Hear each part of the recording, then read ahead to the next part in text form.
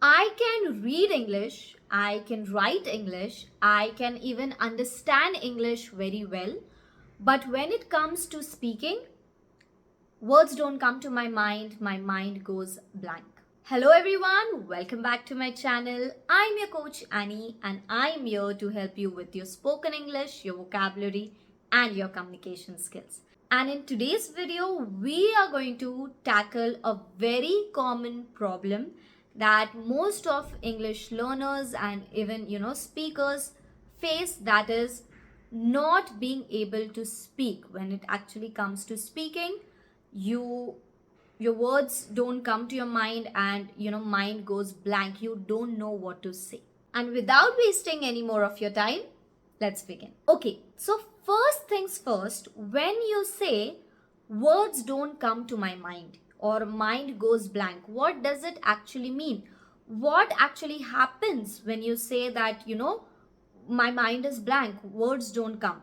There may be a different things that happen to different people, and this problem, not everybody goes through the same things. For example, when you say my mind goes blank or I cannot speak, for some people it may be that they don't get ideas, or they don't get thoughts, they don't know what to talk about. Secondly, for some people, it may be like they know what they're going to talk about, but they don't find the right words for it.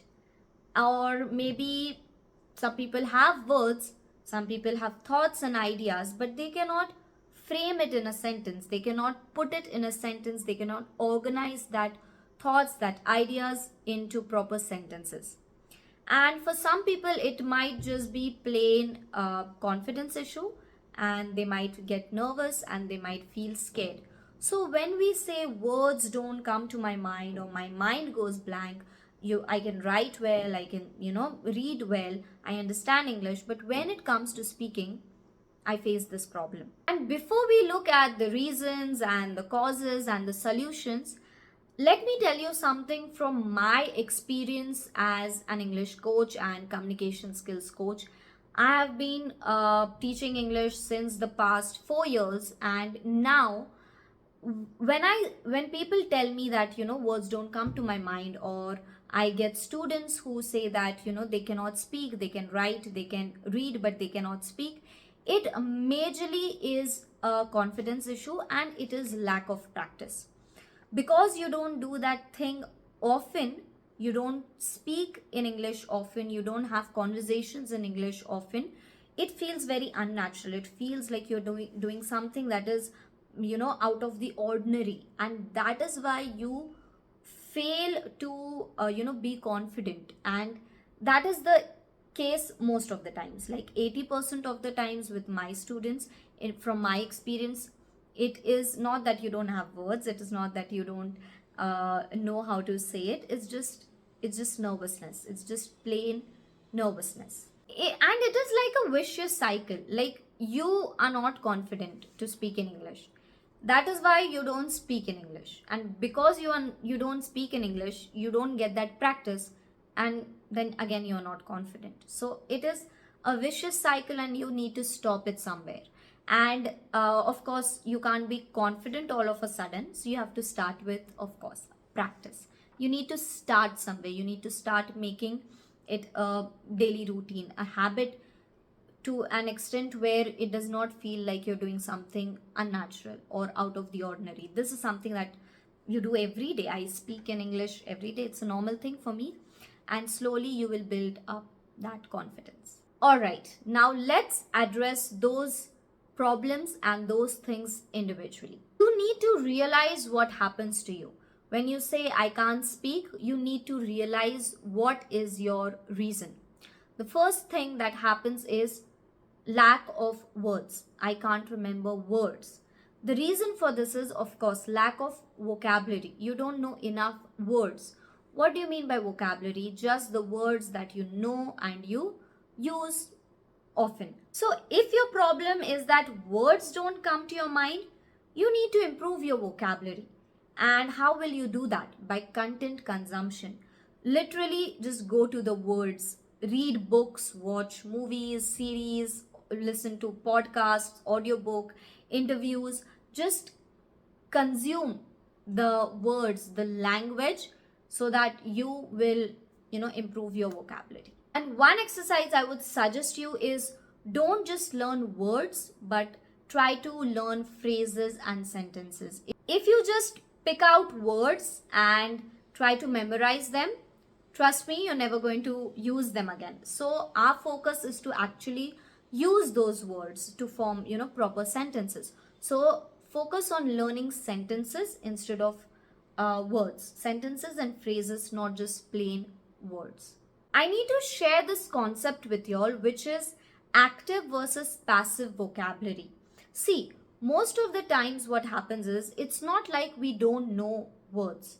We know a lot of words, but we don't use them often. Active vocabulary is the words that you repetitively you use it. You hear it every day, and while talking you use those words. And passive vocabulary is the words that if I ask you, do you know what this means, this word? So you might be able to say yes, but you don't use that word often. So what we need to do is, we need to, bring our passive vocabulary, the words that are somewhere tucked away in our brain, to the front and use them. And that is how you just keep on expanding your vocabulary. Your passive vocabulary needs to come into your active vocabulary. Now, the second thing that happens when you say that words don't come to my mind is that you lack thoughts, you lack ideas. So that basically means that you don't have enough knowledge about it, about that topic, about that subject. So you need to learn upon it. So you can read books, you can watch YouTube videos, you can take some courses regarding it. You just need to study that topic further so that you have ideas and thoughts about it. The third problem that people face, or the thing that happens, is we know thoughts, we know the words that we are going to use, but we cannot organize it into a sentence. Now here you need to focus a little bit on your grammar, the sentence structure. Try to read up on the basic grammatical functions. For example, the sentence structure, a little bit about tenses, subject verb agreement. So these are like the basic concepts that you need in order to make a correct proper sentence. So you need to focus a little bit on your sentence structure, on your grammar. And the best solution for making proper sentences is to write. Your thoughts need to be organized in a proper sentence, and writing is the best exercise to do it, because when you're speaking, you often feel judged, you often are scared to make mistakes, so you don't try at all. But when you are writing, nobody is going to judge you, nobody is looking at your paper, and you have a seamless flow of thoughts onto the paper, and it will really help you organize your thoughts and put it into proper sentences. So to think in English also, it is going to help you. And if you face the problem of sentences, you know what you're going to say, you know the words, but you lack to form the sentence, writing is the best exercise that I can suggest you. Just pick up a journal, just write about your day, just write what happened to me today, or what am I going to do tomorrow. It has to be very simple. It can be very simple. It does not have to be like you need to write a lot. It could be very simple sentences and very simple ideas. But I would suggest you to write a journal, maintain a journal every day. It is such a good practice for not only for English but for your lifestyle, your mental health as well. And the fourth thing that happens is lack of confidence. You're just plain nervous. You know the thoughts, you know the ideas, you have sentences in your head, and maybe you are even saying it in your head, but you cannot speak them out loud. So for this, I would suggest you to speak every day to yourself. Even if you're talking to yourself in the mirror, just start speaking. You need to start somewhere. You are not going to be confident all of a sudden.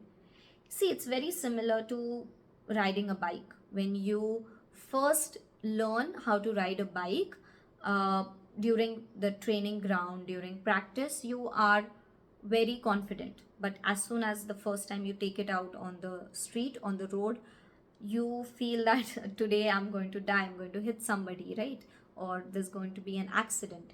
You constantly think about how you're going to, ride it. But when it becomes a daily habit, you don't even think about it. It just becomes a daily activity. Similarly with English also, when you don't do it enough, it feels like you're doing something out of the ordinary, and you have to make it a daily practice so that it you don't even think about that. Okay, what if I make a mistake, what if I'm nervous? It has to be a part of you, like a part of your daily routine. I want to share some tips on what to do when it happens in real time, like when you're actually talking to somebody and you feel like, words are not coming to your mind, you feel stuck. What do you do in that case? So, the first thing that I would suggest you is to speak slowly. There is a common misconception that a good speaker is somebody who speaks fast, and that is absolutely not true. Uh, the the the slower you speak, the more confident you sound, and it just makes you a good communicator. People can listen to you uh, more properly. And secondly, what it does is, when you speak fast, your brain is like very active, like hyperactive, and all that anxiety, all that nervousness is also amplified. But when you take a pause, take a deep breath, and you try to speak slowly, your brain is also, calm, your nervous system is calm. So you might not make that many mistakes. So try to speak slowly. Secondly, use simple words and simple sentences. We don't want to show off our vocabulary, and it's not always required, right?